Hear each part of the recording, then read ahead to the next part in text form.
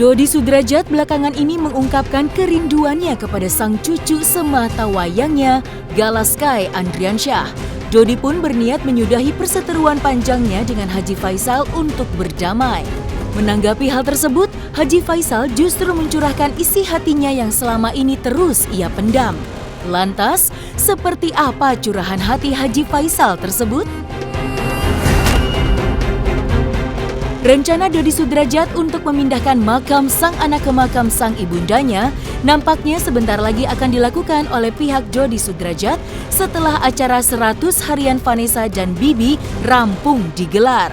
Lantas, bagaimanakah respon dan apa yang akan dilakukan oleh Haji Faisal setelah acara 100 Harian Vanessa dan Bibi Andriansyah digelar? Saksikan selengkapnya hanya di Cumi Camp In Depth berikut ini. Hai Cumi Lovers, bersama Cumi Camp In Depth kami sajikan kabar lengkap, mendalam dan akurat dari narasumber terpercaya. Dan jangan lupa untuk like, subscribe dan juga share serta komen di channel YouTube ini.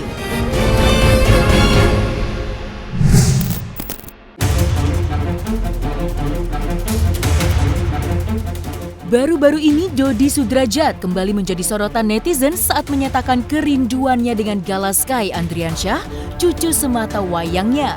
Diketahui Dodi Sudrajat sudah tidak pernah lagi bertemu langsung dengan Gala sejak perseteruannya dengan sang besan Haji Faisal memanas terkait gugatan hak perwalian Gala dan harta Gonogini yang ditinggalkan oleh almarhum Bibi dan almarhumah Vanessa. Namun, upaya perdamaian rupanya sedang diupayakan oleh pihak kuasa hukum Dodi Sudrajat yang ingin sesegera mungkin mewujudkan keinginan kliennya itu untuk bertemu dengan Gala dan berdamai dengan Haji Faisal.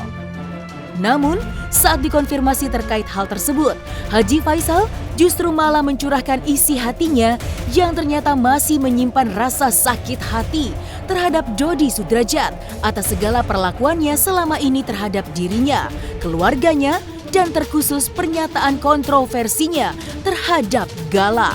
Lantas, seperti apa curahan hati Haji Faisal tersebut?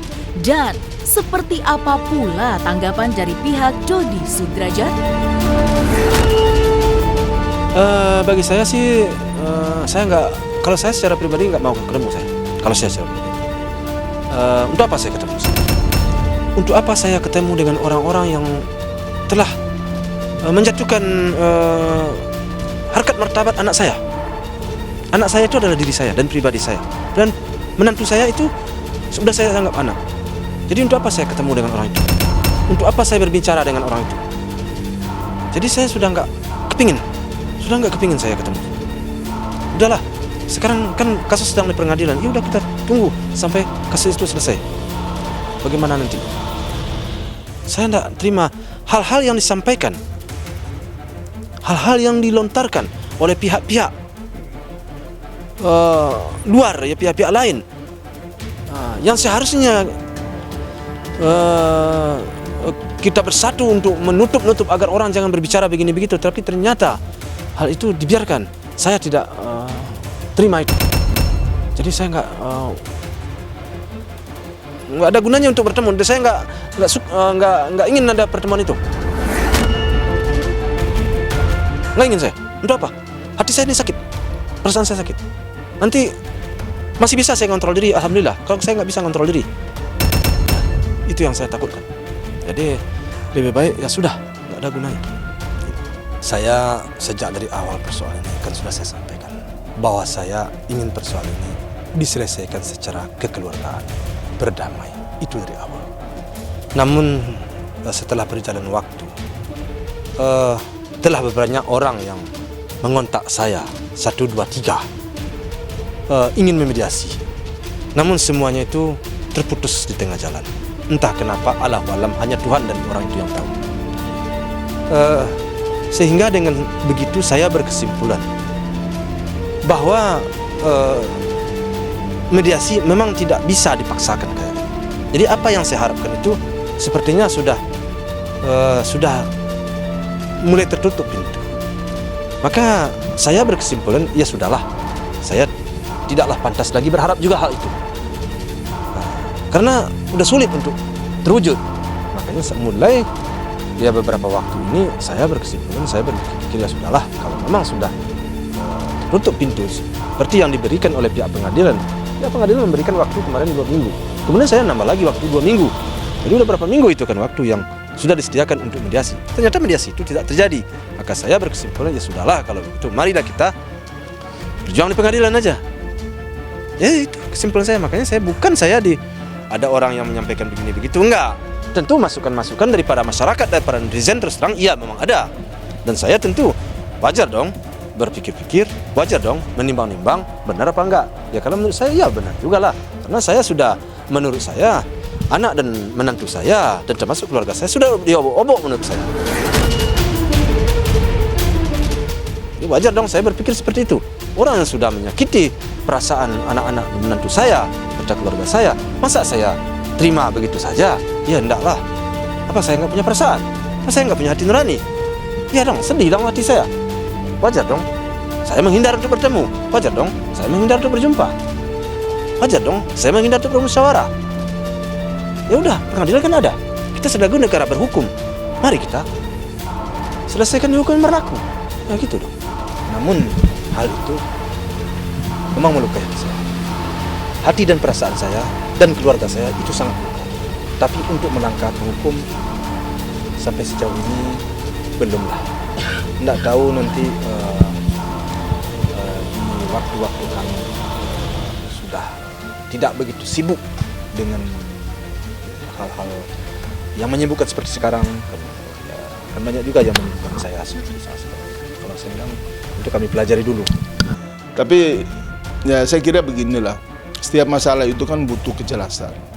Apakah itu kita mau minta penjelasan hukum atau keputusan hukum ataukah penjelasan secara personal, secara kelompok, keluarga, ya itu kan ya memang yang mesti harus kita luruskan bersama.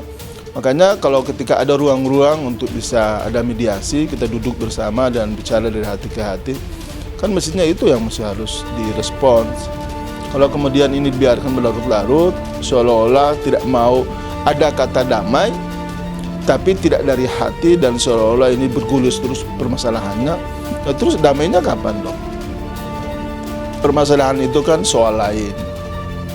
Tapi membangun silaturahmi itu kan ya anytime, anywhere dong. Kan boleh aja, kapan aja. Apalagi ini kan 2 keluarga besar. Nah, antara Pak Haji Faisal dan Pak Haji Dodi ini kan satu keluarga.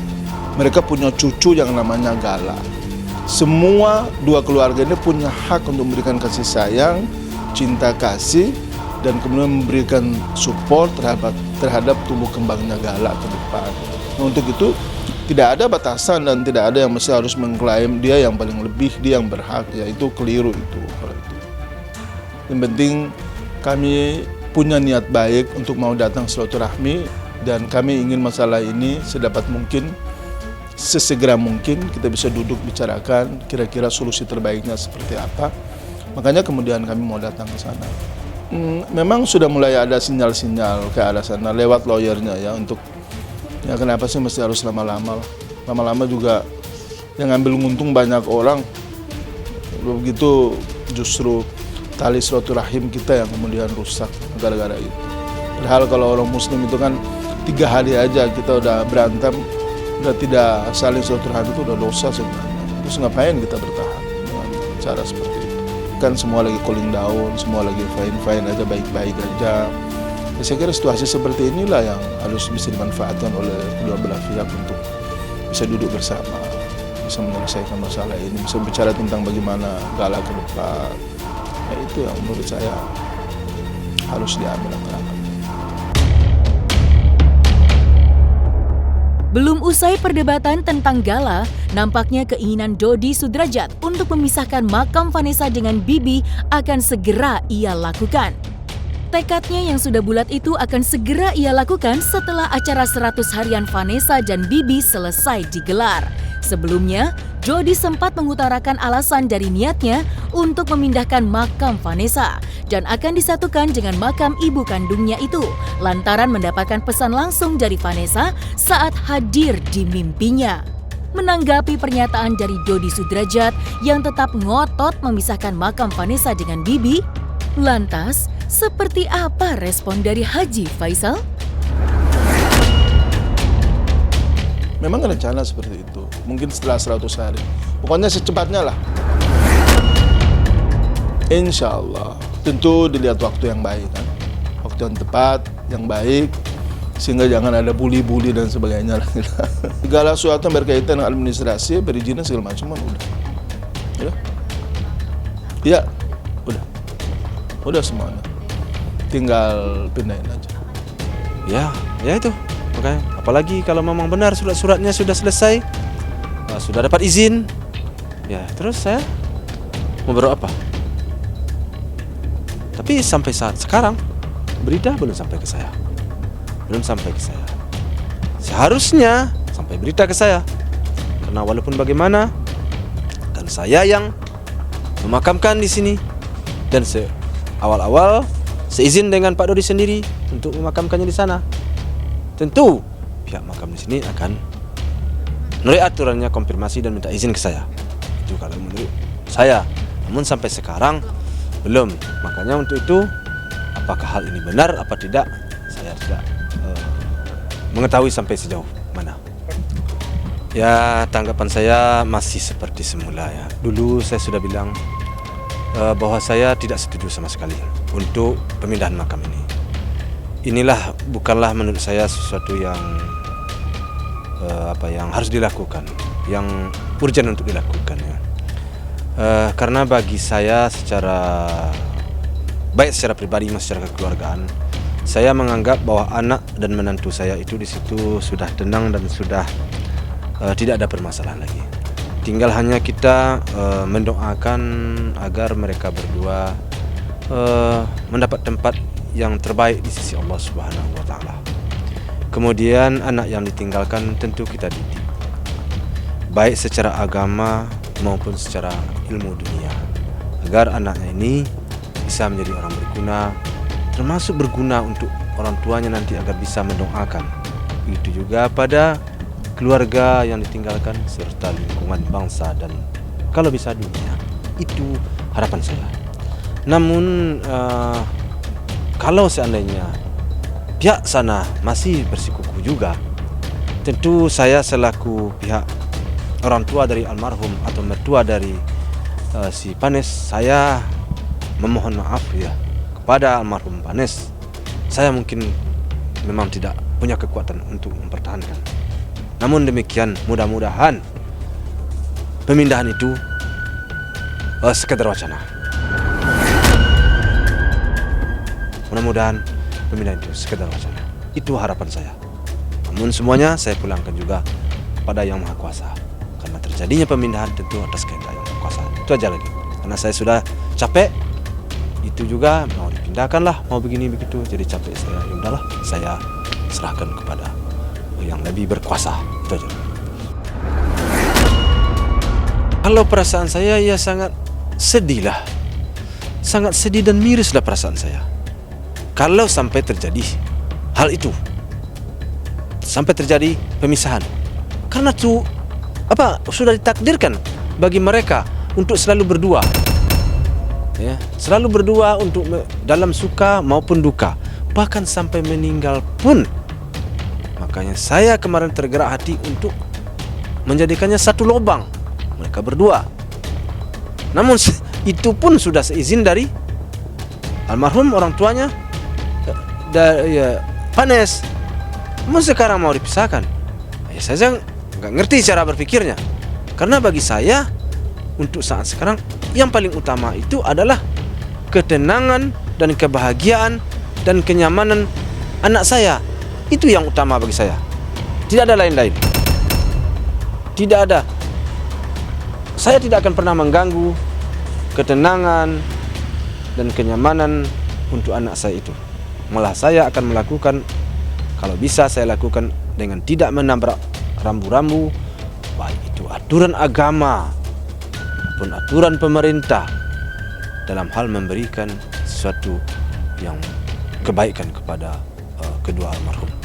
Ini bukan soal bersikeras, ini bukan soal Pak Dodi juga, ini soal keluarga besar dan soal pesan dari almarhumah bahwa bila mana beliau sudah tidak ada umur, beliau kan diasuh oleh ibunya itu dalam kurun waktu yang nggak lama lah. Dan untuk itulah beliau berpesan agar sekiranya suatu ketika kalau beliau sudah tidak ada, beliau ingin satu lahan dengan ibu. Nah itu kan pesan, itu wasiat itu harus dilaksanakan. Dan kan udah kami jelaskan juga ke teman-teman media bahwa keluarga besar juga sudah merembuk ini semuanya, sudah rapat dan memutuskan seperti itu. Jadi ya kami cuma hanya menyampaikan aja. Kita mau datang ke sana aja kan juga kemarin waktu datang kan belum sempat kita ngobrol banyak ya. Mudah-mudahan dengan kesempatan kalau kita udah datang, udah ketemu, silaturahmi, insya Allah bisa kita bicarakan banyak hal, mungkin juga termasuk itu. 100 hari kepergian Vanessa Angel dan Bibi Andriansyah akan jatuh pada tanggal 12 Februari 2022 mendatang. Haji Faisal pun saat ini tengah mempersiapkan acara pengajian untuk mengenang kepergian Vanessa dan Bibi yang telah meninggal pada tanggal 4 November 2021 silam. Namun, di tengah meningkatnya kasus penyebaran virus COVID-19 yang masih melanda ibu kota, Haji Faisal akan tetap menggelar acara pengajian, namun dengan protokol yang ketat. Lantas, seperti apa kerinduan Haji Faisal jelang 100 hari kepergian Vanessa dan Bibi Andriansyah putranya? Ya, kemarin kami sudah sepakat sebenarnya ya keluarga untuk mengadakan 100 hari ini agak berlebih daripada hari biasa. Tetapi tahu-taunya COVID semakin hari semakin menjadi. Omikron semakin berkembang. Tentu saya selaku orang tua tentu memikirkan kemaslahatannya, kebaikan kepada orang banyak.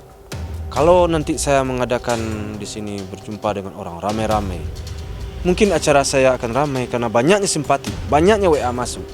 Tetapi demi kemaslahatan, demi kebaikan untuk kita bersama, maka acara tersebut saya batasi. Mungkin akan hadir 50 orang atau ya apakah akan sampai 100 orang, saya Allahu alam. Mungkin saya sendiri masih dalam berpikir untuk mendirikan tenda aja, saya masih berpikir agar jangan terlalu banyak orang.